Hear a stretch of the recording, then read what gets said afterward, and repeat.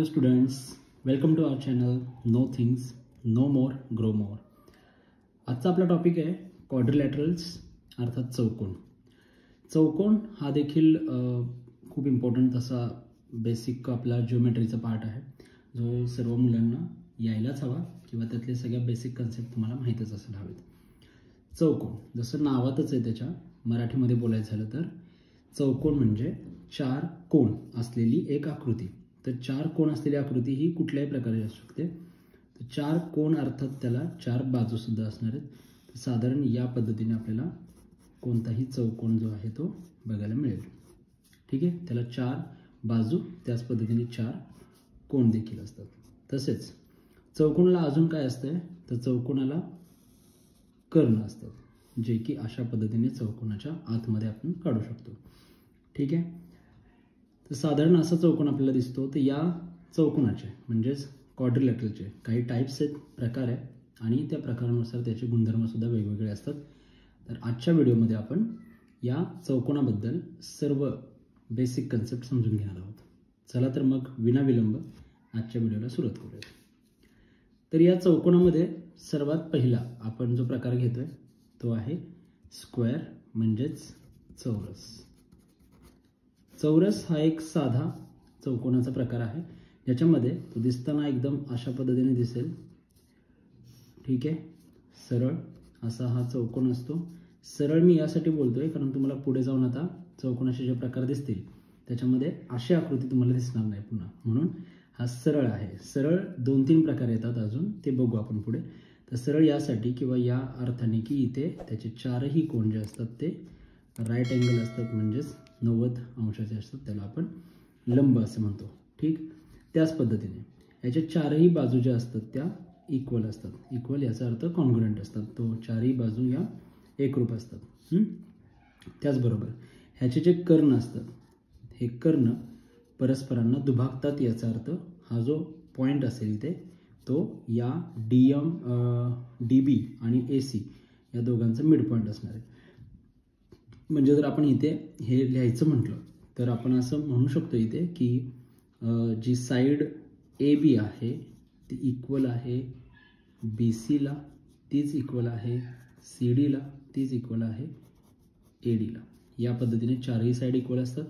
तसेच angle DAB equal to angle equal to angle BCD equal to angle CDA is equal to 90 degree. म्हणजे हे चारही angle जे आहेत ते 90 डिग्रीचे आहेत असं.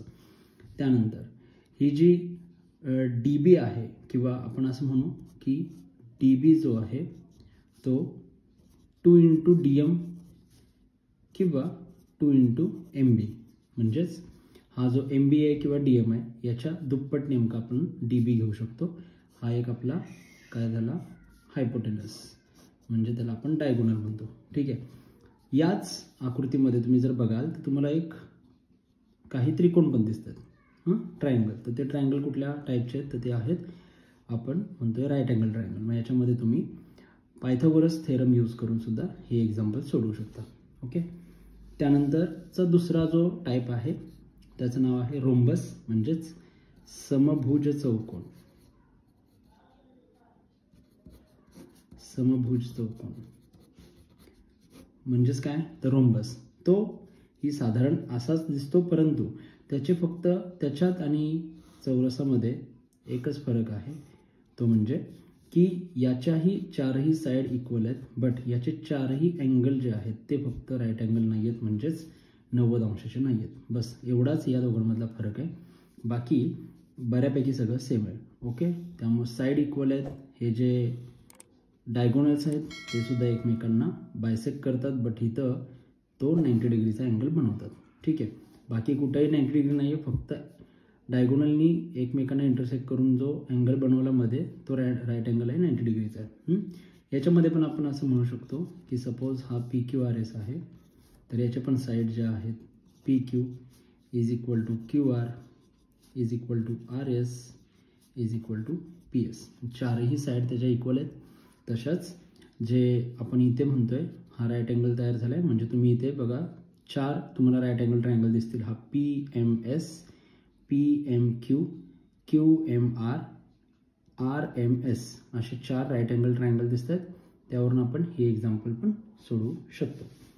त्याच पद्धतीने असं आहे की हा जो रोम्बस आहे किंवा समभुज चौकोन आहे त्याच्यामध्ये जे शेजारचे कोन असतात हे दोन अँगल जे असतात ते सप्लिमेंटरी असतात. सप्लिमेंटरीचा अर्थ काय तर angle SPQ plus angle PQR या दोघांचे ॲडिशन असते 180 डिग्री म्हणजेच सप्लिमेंटरी म्हणतो आपण त्याला मराठीमध्ये पूरक कोन. ठीक आहे. तसेच हे जे अपोजिट अँगल्स आहेत घेतले हे इक्वल असतात म्हणजे PQR आणि PSR हे दोघं इक्वल असणार आहेत. त्याच्यानंतर आपण पुढे जातोय. पुढचा पार्ट आहे आयत म्हणजेच रेक्टँगल. हा पण बघा एक सरळ क्वाड्रिलॅटरल आहे आयत. तर हा दिसतो कसा तर हा साधारणतः असा दिसतो, थोडासा असा लांब असल्यासारखा. बऱ्याच जणांच्या ओळखीचा आहे हा आयत आहे. इथे याच्या प्रॉपर्टीज काय आहेत ह्याच्या सुद्धा स्क्वेअर सारख्याच 4ही अँगल हे 90 डिग्रीचे आहेत. अपोजिट साईड जे असतात त्या इक्वल आहेत. ओके.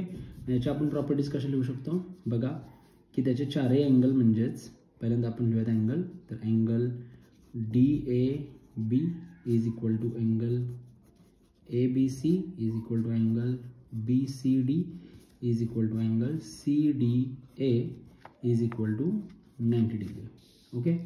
त्याच्यानंतर ह्याचे जे ऑपोजिट साईड्स आपण बोललो ते इक्वल आहेत म्हणजेच काय तर side AB equal side DC and side DA equal side CB. Okay. या राईट अँगल हा जो आहे रेक्टँगल त्याचे इक्वल साईड जे आहेत ते ह्याला बोलतात लेंथ. ही आहे लेंथ आणि ही आहे ब्रेड्थ. ओके. त्यामुळे या पद्धतीने तर ब्रेडला इक्वल आणि लेंथला इक्वल असते. ओके. याच्यानंतर ह्यात राहिलं एक डायगोनल जे आहेत हे डायगोनल जे असतात ते आपण म्हणतोय की हे दोघांना एकमेकांना डिवाइड करतात, बायसेक्ट करतात. बायसेक्टचा अर्थ काय होतो की जो हा M पॉईंट आहे हा या दोन्ही लाईनचा मिड पॉईंट असतो. म्हणजेच ज्या पद्धतीने आपण इथे स्क्वेअरमध्ये बघितलं सेम त्या पद्धतीने इथे रेक्टँगलमध्ये सुद्धा ह्या जे डायगोनल्स आहेत त्यांचा हा मिड पॉईंट आहे. ओके. त्याच्यानंतरचा आता बघा एक तिरका अँगल काढतोय मी थोडासा असा एका बाजूला झुकलेला. त्याचं नाव असतं समांतर भुज चौकोन म्हणजेच समांतर भुज चौकोन म्हणजेच पॅरलेलोग्राम. ओके. तर पॅरलेलोग्राम थोडासा असा एका बाजूला झुकल्यासारखा तुम्हाला दिसेल. हा बघा या पद्धतीने पॅरलेलोग्राम असतो. तर आपण याला पण असं जर नावं दिली तर याच्या प्रॉपर्टीज आपण समजून घेऊयात. इथे आपण दोन त्यांचे डायगोनल्स काढूयात. तर हा जो पॅरलेलोग्राम आहे या पॅरलेलोग्राममध्ये सगळ्यात पहिलं तर समोरच्या ज्या साईड्स असतात त्या इथे पण इक्वल आहेत म्हणजेच side AB equal side DC and side DA equal side CB और BC. तसंच ह्या ज्या दोन असतात साईड त्या पॅरलल सुद्धा असतात म्हणजे side AB parallel side DC and side DA parallel side CB parallel सुद्धा असतात. तसंच समोरचे अँगल जे आहेत म्हणजे हा अँगल आणि हा अँगल किंवा हा अँगल आणि हा अँगल हे दोघं इक्वल असतात. म्हणजेच काय तर angle DAB equal angle BCD and angle CDA equal angle ABC. या पद्धतीने जे समोरचे अँगल्स असतात ते इक्वल असतात. ओके. हा झाला आपला पॅरलेलोग्राम. आणि याचे डायगोनल सुद्धा जे असतात ते एकमेकांना बायसेक्ट करतात. सेम टू सेम आपण जे इथे बघितलं डायगोनल बायसेक्ट करतात तसंच सेम इथले पण डायगोनल जे आहेत ते बायसेक्ट करतात. बायसेक्टचा अर्थ आहे की ते इक्वली डिवाइड करतात. म्हणजे हा M पॉईंट हा DB आणि ACचा मिड पॉईंट आहे. त्याच्यानंतर आणखीन एक आहे, त्याचं नाव आहे ट्रॅपेझियम, म्हणजेच समलंब चौकोन. समलंब चौकोन ट्रॅपेझियम. ट्रॅपेझियम कसा दिसतो बघा. ट्रॅपेझियम दिसताना थोडासा असा दिसतो.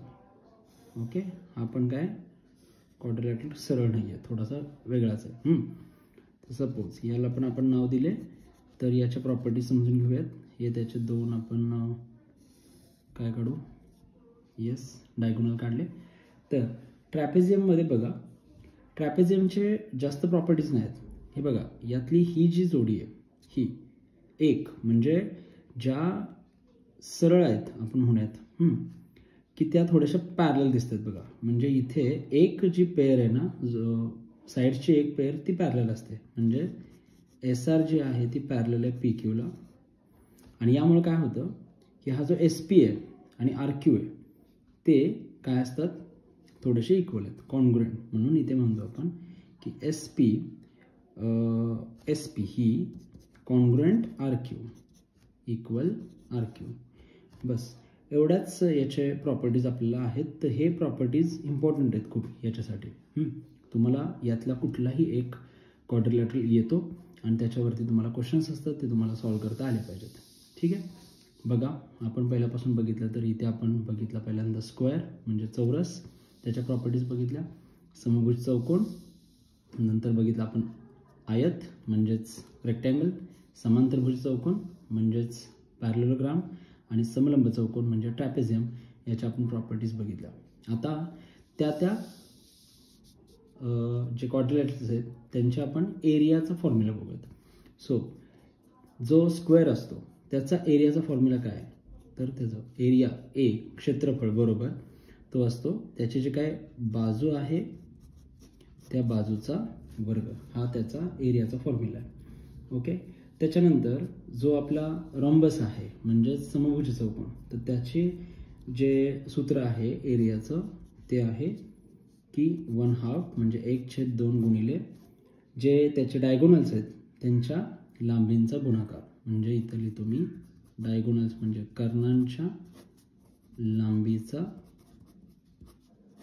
लांबींचा गुणाकार. कर्णांच्या लांबींचा गुणाकार करा आणि त्याला 1/2 आपण जर भागलं तर आपल्याला त्याचं क्षेत्रफळ मिळतं. ठीक आहे, त्याच्यानंतर जो आयत आहे म्हणजे रेक्टँगल, त्याचा जो एरिया आहे तो आहे आपला लेंथ इंटू ब्रेड्थ म्हणजेच लांबी गुणिले रुंदी. ओके, हा त्याचा आहे. त्याच्यानंतर समांतरभुज चौकोन म्हणजे आपला पॅरलोग्राम. याचं जे सूत्र आहे एरियाचं ते एरिया इज इक्वल टू त्याचा आहे पाया गुणिले उंची म्हणजेच बेस इंटू हाईट. ओके, आणि ट्रॅपेझियम जो लास्ट आपला समलंब चौकोन आहे त्याचं जे एरियाचं सूत्र आहे ते एरिया इज इक्वल टू आहे 1/2 इंटू समांतर बाजूंची बेरीज गुणिले उंची. जे समांतर बाजू आहेत ही त्या दोघींची बेरीज आणि गुणिले ही त्याची असते हाईट जी नेहमी परपेंडिक्युलर असते, तर त्या हाईटचा मल्टिप्लिकेशन. म्हणजे इथे आपण लिहूयात की पॅरलल लाईन्सची ॲडिशन करायची म्हणजे समांतर बाजूंची बेरीज होईल आणि ह्या बेरजेला नंतर मल्टिप्लाय करायचं तुमच्या उंचीनं म्हणजेच हाईटने. या पद्धतीनं याचा एरिया आपल्याला मिळून जाईल. ओके, तर असं हे पूर्ण क्वाड्रिलॅटरल जो आहे तो आपण कव्हर करण्याचा प्रयत्न केला या व्हिडिओच्या माध्यमातून. खूप इम्पॉर्टंट असा हा लेसन किंवा आपण म्हणू टाईप जिओमेट्रीचा, ज्याच्यावरती खूप असे लहान लहान क्वेश्चन्स येतात, मुलांना थोडंसं ते अवघड जातं. तर या व्हिडिओच्या माध्यमातून तुम्हाला बऱ्याचशा गोष्टी त्यातल्या क्लिअर होतील. ह्याचा सतत सराव करा. जोपर्यंत ते तुम्हाला पूर्ण कळत नाही तोपर्यंत त्याचा सराव तुम्हाला करावा लागेल, कारण अगदी 10वीपर्यंत तुम्हाला क्वाड्रिलॅटरल हे असतं आणि त्यामुळं हा व्हिडिओ तुम्हाला सगळ्यांना मदत करेल. तेव्हा जर हे सर्व माहिती सर्व व्हिडिओ तुम्हाला जर आवडला असेल तर तुमच्या मित्रांपर्यंत त्यांना या व्हिडिओला शेअर करा. जर तुम्ही चॅनलवरती आपल्या नवीन असाल तर आपल्या चॅनलला सबस्क्राईब करा, लाईक करा, पूर्ण सर्वत्र शेअर करा आणि पाहत राहा आपला चॅनल. पुढच्या व्हिडिओमध्ये आपण भेटूयात. तोपर्यंत धन्यवाद.